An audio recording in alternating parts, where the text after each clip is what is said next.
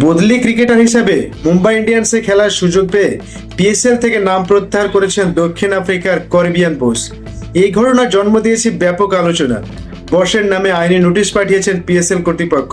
IPL নিলামে অবিকৃত থাকার পরও আরেক প্রোটিয়া লিজার্ডস উইলিয়ামসের ইনজুরিতে আইপিএল খেলার সুযোগ পেয়ে যান বোস। আন্তর্জাতিক ক্রিকেটে ভারত পাকিস্তান বৈরতা কথা সবারই জানা, যাদের দ্বিপাক্ষীয় সিরিজের অচল অবস্থা থেকে গেছে অমীমাংসিত। তবে দুদেশের এবারের বৈরিক সম্পর্ক ছড়িয়ে গেছে আন্তর্জাতিক ক্রিকেটের সীমানা পেরিয়ে ফ্র্যাঞ্চাইজি ক্রিকেটে। এ প্রথম সরাসরি মুখোমুখি আইপিএল ও পিসিএল। তাতে বড় এক চ্যালেঞ্জ অপেক্ষা করছে পাকিস্তান সুপার লিগের জন্য। তা খুব সহজে অনুমান করা যায়। দক্ষিণ আফ্রিকান প্রেসার করিবিয়ান বোর্ডের ঘটনা এর বড় এক উদাহরণ। আইপিএলে খেলার লোভের কাছে যিনি না করেছেন পিএসএল কে, অথচ ইন্ডিয়ান প্রিমিয়াম লিগে এবারের মেগা নিলামে বিদেশি প্লেয়ারের ক্যাটাগরিতে মাত্র 30 লাখ রুপিতে অবিকৃত ছিলেন এই প্রোটিয়া পেসার। এরপরে লাহোরে হওয়া পিএসএল নিলামে কপাল খোলে বসের।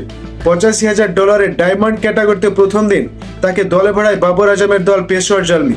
তাই পিএসএল মাতাবেন যা ছিল অনেকটা নিশ্চিত। তবে গল্পে ভিন্ন মাত্রায় যোগ হয় মুম্বাই ইন্ডিয়ান্সের পেসার্স লিজার্ড উইলিয়ামসের ইনজুরির পর, যার বদলি হিসাবে 75 লাখ রুপিতে মুম্বাইয়ের ডেরায় জায়গা হয় বসের। কিন্তু একই সাথে আইপিএল ও পিসিএল খেলার সুযোগ নেই এবার, কারণ 22 মার্চ থেকে শুরু হতে যাওয়া আইপিএল শেষ হবে 25 মে। অন্যদিকে 11 এপ্রিল মাঠে গড়ানো পিসিএল এর পর্দা নামবে 18 মে। বর্ষতায় দুই টুর্নামেন্টের মধ্যে বেছে নিয়েছে আইপিএলকেই, যদিও টাকা পাচ্ছেন পিএসএল এর চুক্তির সমান 75 লাখ রুপি। প্রোটিয়া পেসারের এমন আচরণ সহজে মেনে নিতে পারেনি পিসিএল কর্তৃপক্ষ। তাই তো বর্ষের ম্যানেজারের কাছে পৌঁছে দিয়েছে আইনি নোটিশ।